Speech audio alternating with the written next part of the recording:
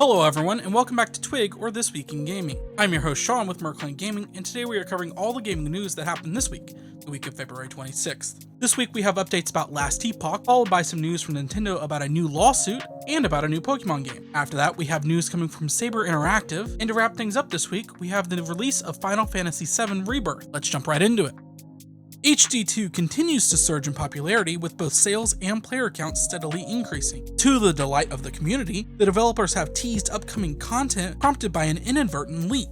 Among the revealed content are glimpses of two new vehicles set to enrich the gameplay experience. The first is a mech that players can hop into and pilot, offering enhanced mobility and firepower. The second is a 3-seater car equipped with a minigun turret on the back, reminiscent of the iconic Halo Warthog. These additions to the arsenal provide players with the means to navigate maps swiftly or unleash devastation with a formidable mech.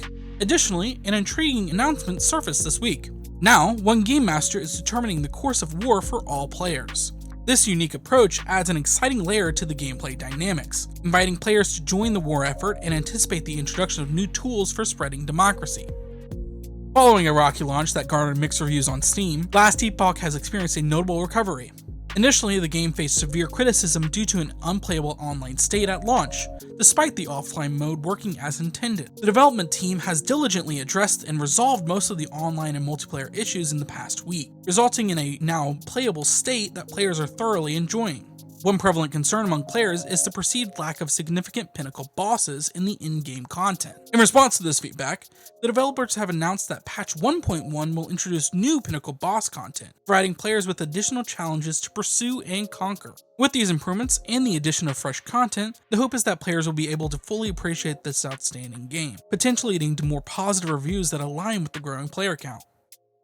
Nintendo has initiated legal action against Yuzu, the leading Nintendo Switch emulator, aiming to curb the unauthorized use of their software for pirated copies. The lawsuit alleges that Tears of the Kingdom, a Nintendo Switch game, was pirated over 1 million times a week prior to its official release. Nintendo's primary objective with this legal move is to prevent Yuzu and similar emulators from exploiting their software to circumvent game security measures, ultimately impeding the creation of pirated game copies. The repercussions of this lawsuit on other Nintendo-based emulators remains uncertain, as it may specifically impact newer consoles or potentially set a precedent for emulation-related legal issues. Nintendo presented a dedicated direct showcase featuring new content for various Pokémon titles. The focus was on updates for mobile games like Pokémon Cafe and Pokémon Go. Additionally, 3 new characters were unveiled for Pokémon Unite, namely Miraidon, Phalanx, and Ceruledge, set to be released in that order.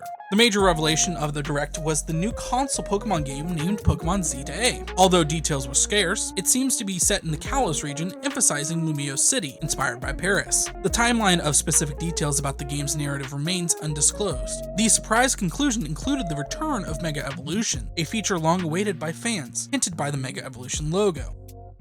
In a significant development, Saber Interactive has officially departed from the Embracer Group through a massive $500 million deal, becoming an independent privately owned company once again. The departure leaves lingering questions about the fate of their ongoing projects. Among them are Space Marines 2, scheduled for release in September, and the highly anticipated Star Wars Knights of the Old Republic 1 remake, which has been in a state of uncertainty with no recent updates or news. Fans are now left in anticipation, hoping that these projects will persist and deliver excellent outcomes despite the change in Saber Interactive's corporate structure. And finally, this week marked the launch of Final Fantasy VII Rebirth. Positioned within the timeline of what would traditionally be Disc 2 of the original Final Fantasy VII, this release introduces fresh story elements and alterations to familiar narrative landscapes. The combat system has undergone expansion compared to its predecessor, introducing new party members, attacks, magic, and the inclusion of dual and triple techniques for intricate party-based combos. The game has garnered widespread acclaim for both fans and critics alike, creating anticipation for the twist and progressions that will unfold within the established storyline of the original game.